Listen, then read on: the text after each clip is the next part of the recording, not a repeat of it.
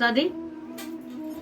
आज हम जिस विषय पर चर्चा कर रहे हैं वो है गणपति विसर्जन, कि गणपति विसर्जन कैसे किया जाए, किस विधि से किया जाए, जो भगवान गणपति हमें विशेष अपना आशीर्वाद देकर जाए। हमने गणपति जी को, ये नहीं कि हमारे घर में गणपति जी विराजमान हुए हैं और हमने गणपति जी आए हैं हमने उनको विसर्जन कर दिया है, ये बिल्कुल भी भाव नहीं है। हम भगवान को विसर्जन करने वाले कौन होते हैं, हमारी कोई औकात नहीं है कि हम भगवान को विसर्जन कर दें। विसर्जन का मतलब है कि जो हमारे घर में नेगेटिविटी है, जो हमारे घर में ऐसी नकारात्मक शक्तियां हैं, जो हमारे घर में विघ्न है, कलेश है, ऐसी ऐसी ऑरा हमारे घर में है जिसके चलते हमारा जो जीवन है वो दुखद हो चला है। हमारे घर में वो खुशियां नहीं आ रही जो हमें चाहिए। इसका मतलब हमने क्या करना है कि हमने वही चीजें विसर्जन करनी हैं, क्योंकि हमने गणपति जी को, बप्पा को हम घर में लेके आए हैं, उनसे हमने विशेष आशीर्वाद प्राप्त किया है, उनका घरों में हमने सत्संग किया है। हमने अब जो विसर्जन करना है वो किस विधि से किया जाए कि गणपति बप्पा जो हमारे घर में विराजमान हुए हैं उनकी जो सुख समृद्धि है, जो रिद्धि सिद्धि है, वो यहाँ पर हमारे घर में पॉजिटिव रूप में विराजमान रहें और जो हमारे घर में नेगेटिविटी है वो सारी की सारी नेगेटिविटी विसर्जन हो जाए। इसका मतलब यही है और हमें यही सोचना चाहिए। उनकी हमने बड़े विधि पूर्वक विसर्जन करना है क्योंकि जो उनका स्वरूप है उस स्वरूप को हमने विसर्जन करना है। तो अब हम बात करते हैं कि कैसे विसर्जन करना है। जिस दिन भी आपने विसर्जन करना है, ये एक बना हुआ है कि कोई 1 दिन बाद, कोई 1.5 दिन बाद, कोई 2 दिन बाद, कोई 5, 7 या 9, जैसे 28 सितंबर लास्ट डेट है विसर्जन की। तो जिन्होंने विसर्जन करना है उसके लिए जो विधि है उसका मैं आपको बताना चाहूंगी कि जिस दिन आपने विसर्जन करना है, वैसे तो जब हमने गणपति बिठा लिए तो उनकी हमने अटेंडेंस जैसे होती है, हाजिरी जरूर लगानी है।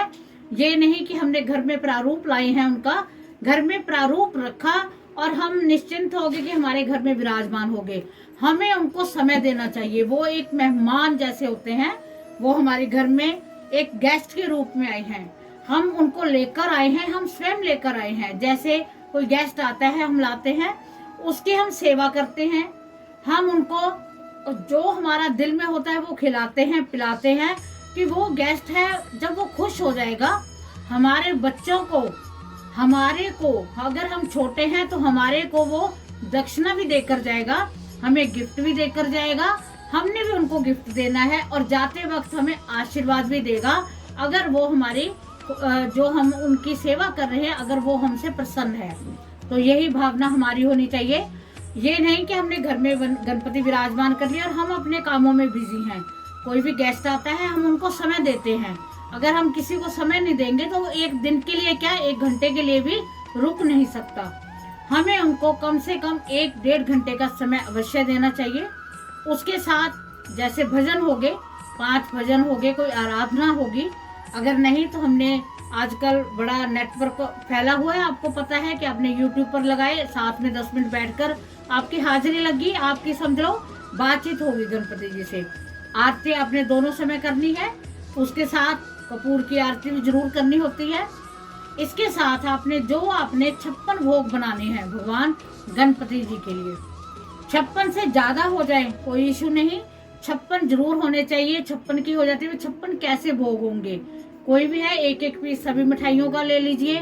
घर में कोई पूरी बना ली, हलवा बना लिया, हलवा कई तरह के तो हलवे ही बन जाते हैं। ऐसे करके आपने 56 भोग भगवान गणपति जी के लिए आपने तैयार करने हैं। उसके बाद आपने भगवान गणपति जी को हम डेली माला चढ़ाते हैं, पहले भी आपको बताया हुआ है।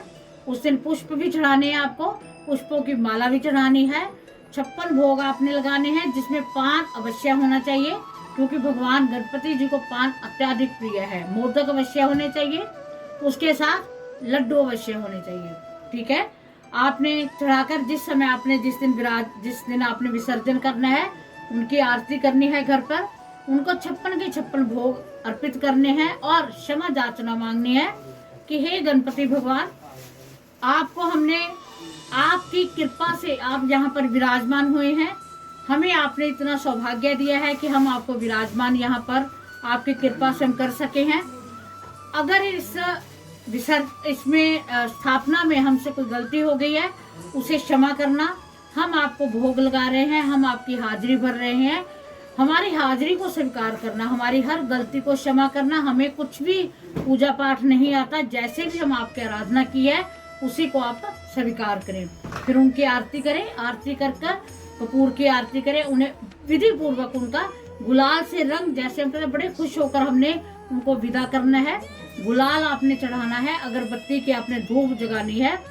ऐसे करके आपने जहाँ आपके विराजमान है, आपने अपने पूरे घर में उनको घुमा कर लेके आना है। मंदिर में आपने अपने इष्ट के सामने उनको करना है कि ये गणपति जी है, क्योंकि वो घर की जो भी हमारी प्रॉब्लम्स हैं वो लेकर जाए। आपने उनसे प्रार्थना करनी है कि हे गणपति बप्पा, हम विसर्जन, हमें नहीं आता विसर्जन कैसे करें, हम जैसे भी विसर्जन कर रहे हैं उसी को आप स्वीकार करना।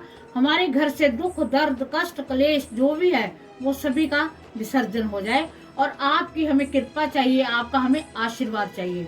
आपने उनके राइट कान में आपने कुछ ना कुछ बोलना है, जो आपकी मनो इच्छा है आपने अवश्य बोलनी है। और नेक्स्ट ईयर के लिए कि अगले साल आपने हमारे घर में सुख समृद्धि लेकर आनी है। हमारी जो आज स्थिति है इससे बेहतर हमारी स्थिति हो जाए। तो आपने सभी ये कर्मकांड करके दुर्बा आपने अवश्य चढ़ानी है। उसके बाद में आपने उनको गोद में लेकर जाना है, जहाँ पर आपने विसर्जन करना है। ये कोई छोटे से, जैसे कह देते हैं कि छोटे छोटे सुए टाइप कह दें हम, जहाँ पर छोटी नहर कह देते हैं, बड़ी नहरें होनी चाहिए क्योंकि इनका अनादर होता है। तो इसलिए हमें वहाँ पर ले जाकर हमने विधि पूर्वक उनको विराजमान करके वहाँ पर हमने फिर आरती करनी है। साथ में आप प्रसाद ले जाइए। जो दक्षिणा के पैसे चढ़े होते हैं, कोई भी चढ़ाता है, या तो आप उनका प्रसाद ले लीजिए, या वहाँ पर भी कोई चढ़ा देता है तो वो कोई आप देखो, वो बच्चों को आप दे सकते हो, इससे आपको बहुत लाभ मिलेगा। उसके बाद में आपने ओम गण गणपतये नमः, ओम गण गणपतये नमः, ओम गण गणपतये नमः का जाप करते रहना है आपने। और वहां जाकर जयकारे का घोष करना है आपने। इनके जयकारे हैं, जयकारों का घोष करते हुए आपके मन में ये होना चाहिए कि वाकई ही हमारे घर से भगवान गणपति जी सभी दुख दरिद्र को लेकर विसर्जन करने जा रहे हैं। तो आपने वहां पर उसके बाद में आपने इनको विसर्जन करते हुए आपने जो भी इनको पोशाक पहनाई है, पगड़ी पहनाई है, जो भी है वो करनी है। अगर आपके कोई वस्त्र है ज्यादा है, आपको लगता है, तो आपने वो अपने शुभ कार्य के लिए वो वस्त्र रख लेना है अपने पास। आपका कोई भी शुभ कार्य है, कल को शादी है बच्चों की या कुछ और है, या अपने घर में सुख समृद्धि के लिए उस वस्त्र में आप बांध कर रखें, पैसे बांध कर रखें, खजाने में रखें, आपको बहुत बरकत होगी इस चीज की।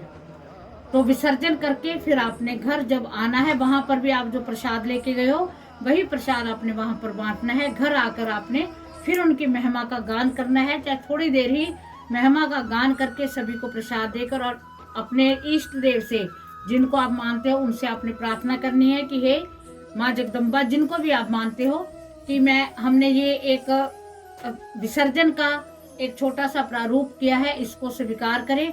हमारे जो भी दुख दरिद्र कष्ट है वो सभी विसर्जन हो जाएं, और गणपति जी की रिद्धि सिद्धि, उनकी जो सुख समृद्धि है वह सब हमारे पास यहाँ पर स्थापित हों।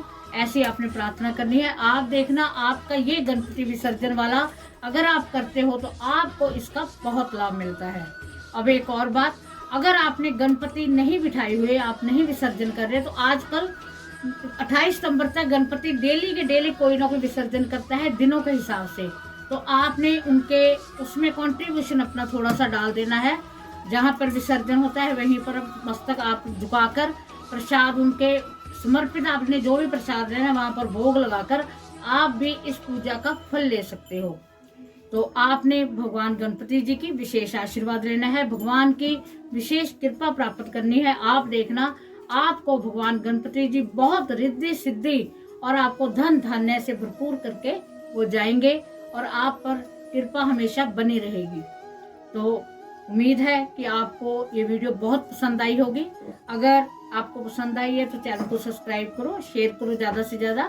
मैं एक बात और बीच में बोलना चाहूँगी कि बड़ा सुनने में आता है कि जो पानी है वो दूषित हो जाता है या कुछ और हो जाता है, या गणपति जी का अनादर होता है। नो डाउट ऐसा होता है, क्योंकि मिट्टी की जो मूर्त होती हैं वो पानी में समा जाती हैं। तो वैसे तो सभी को मिट्टी के, अगर किसी ने कोई दूसरे गणपति दूसरी धातु के कोई किए हैं तो वो उनको विसर्जन ऐसे नहीं करना चाहिए, उनको अपने घर में या मंदिर में स्थापित कर देना चाहिए।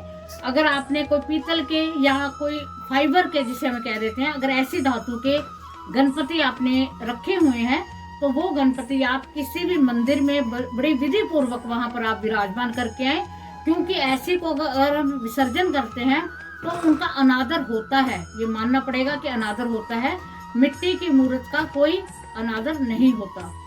तो इस बात का आप ध्यान रखें। तो इसी के साथ भगवान गणपति आप सब पर अपनी विशेष कृपा रखे। भगवान गणपति आपको अपना विशेष आशीर्वाद दे। इसी के साथ जय माता।